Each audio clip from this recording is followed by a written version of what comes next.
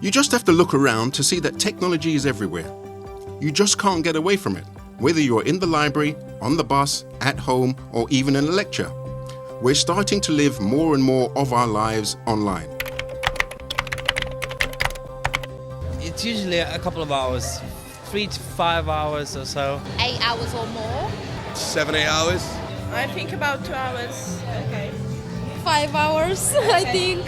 I would say about 6-7 hours. 6 hours perhaps, at least 6 hours. 4 hours, Facebook, Instagram.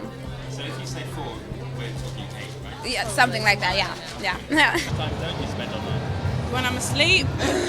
And eating. No, I can do it while I'm eating. Yeah, that's true. There's a very good chance that you're one of over 1 billion people around the world using Facebook or on Twitter, using Instagram or on YouTube.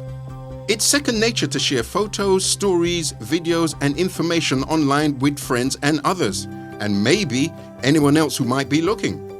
But the amount of time we spend on the internet and what we do when we're there means it's more important than ever to think about our own digital identity.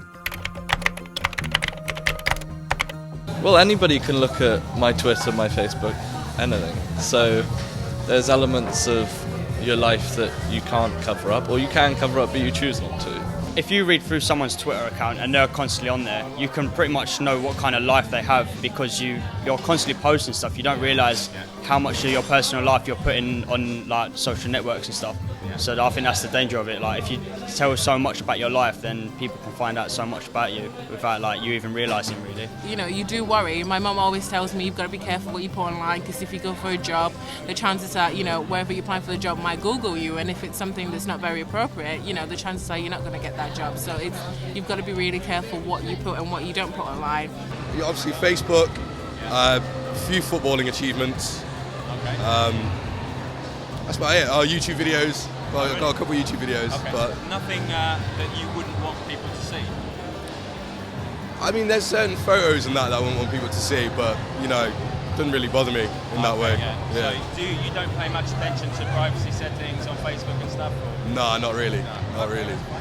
So, it's important to understand what people can find out about you online. But then it's worth thinking about how to manage your online profile and how to improve it. Building a professional online presence could give you an edge when it comes to applying for a job.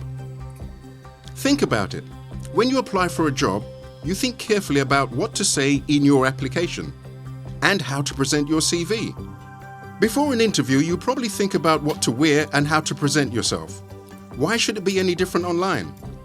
What an employer finds using Google could have as much of an impact as what you write on your own CV. In plenty of job descriptions, it will say that like we've got the right to search. We've got the right to search you because I've seen it already.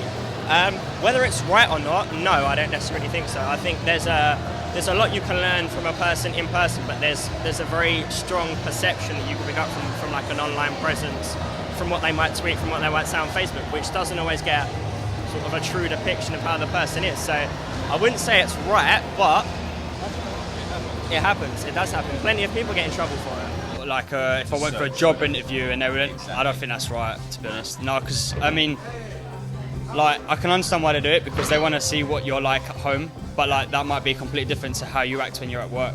I mean, like you might have some really crazy life or go out clubbing a lot, but when it comes to work, you're like really knuckle down, and then if they see that, they think of you in a different way. So I don't really think that's alright. Do you think companies do that generally? Yeah, I know companies that have done that. If you had your own company, would you Google people who are going to... Hypocritical. Probably.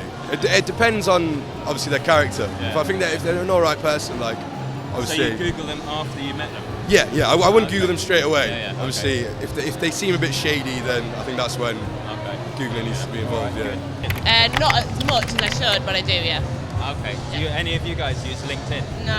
Okay. It's good for when you are coming up to graduation. It's useful. It's kind of like an online CV sort of idea. So you create a profile, but it's all about like your professional work and experience. And companies from like businesses all over the world basically use it and have their own profiles, so you can kind of link in with companies you're interested in, and then they can link it if they're interested in you. They can link it to you, and if you go to interviews now, Sometimes they'll ask, have you got a LinkedIn, and they'll go and check out your online CV and experience through LinkedIn. Just going about our daily lives now, we leave a kind of digital footprint behind. If you post something on Facebook or tweet something you shouldn't, it will be there online for future years, and it may come back to haunt you one day. Knowing how to manage what you do online, stay safe while you're there, and understand the way the digital is shaping our world is vital for today's university students.